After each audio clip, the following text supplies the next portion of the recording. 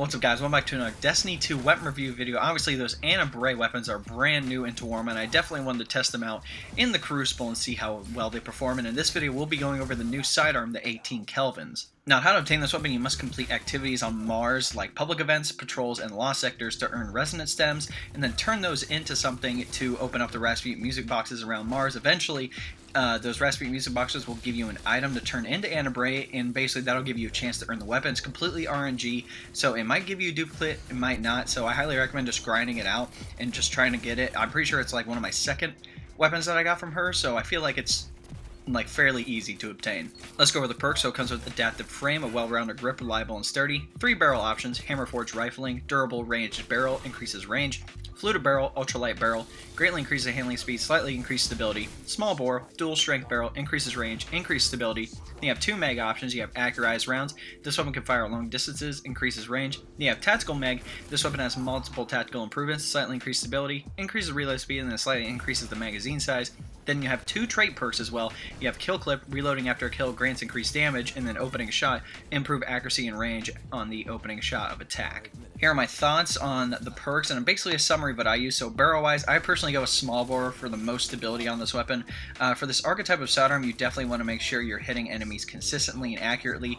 They all have fairly close stats, like all the barrels do, so if you can control the recoil, like them, go ahead and max out the range.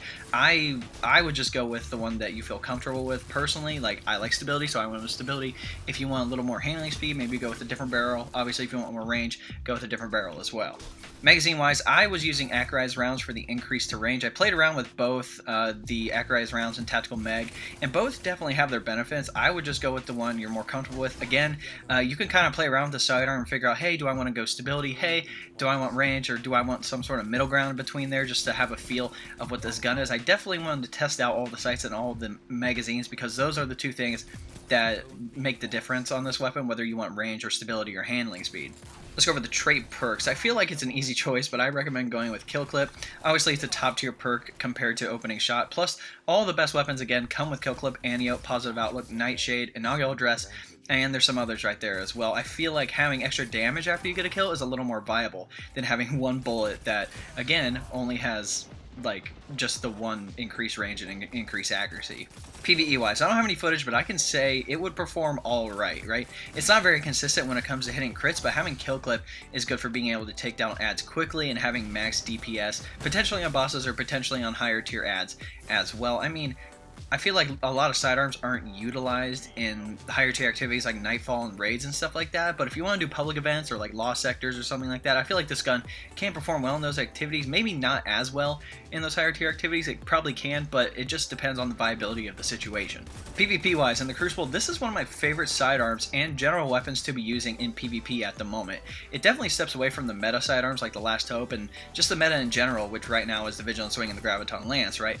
Its kill time, even with body shots, isn't bad. One of my concerns while using it, though, was that it couldn't hit crits very easily versus other sidearms. Like, the good thing is, once you get a kill and get kill clip activated, you can drop enemies very quickly and very easily.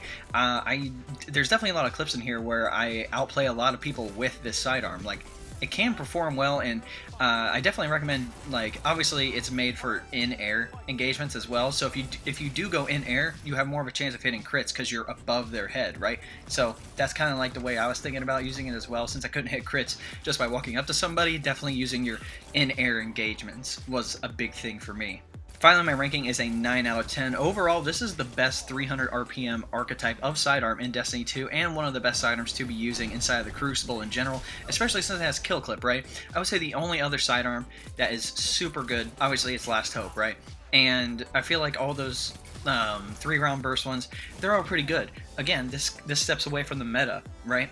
It still performs well, and it comes with kill clip, which, again, top tier perk in the game, right? So I highly recommend grinding for this weapon and definitely testing it out in PvP. There's definitely a lot of builds that you could use for this thing. Alright guys, that's a review and my thoughts on the Ana Bray Sidearm, the 18 Kelvins. If you want to know how to support me, there'll be a link below. Say best way to support me. It'll take you to a 4-minute video. If you want to go check that out, awesome. But if you don't want to do that, you can always like this video, subscribe to the channel, share this video, turn the notification bell, next subscribe if you're notified when I drop some new content on the channel. And then again, comment what you guys want to see below. Making content for y'all, so whatever you want to see. I'll try to get it out there where it's a rep review, my thoughts. To be brutally honest on something, I really don't care. Just comment what you guys want to see below, and I'll try to get it out there. Also, join my Discord. The link is below. We're letting everybody in. Doesn't matter who you are. There's no requirements or anything like that. You don't have to be part of the clan. We obviously have some general chats going about some games currently, like Destiny 2 Warmind, The Division, Fortnite, and then some new games that are going to be coming out that I'm definitely interested in, like Anthem, Division 2, obviously Destiny 2 Forsake and stuff like that. We also have some voice chats that you can use as well if you want to have a crispy audio connection, or if you want to find some people to actually do a nightfall or a raid or any activity with in general. But anyway, guys, hope you enjoyed this video. We'll catch you next time.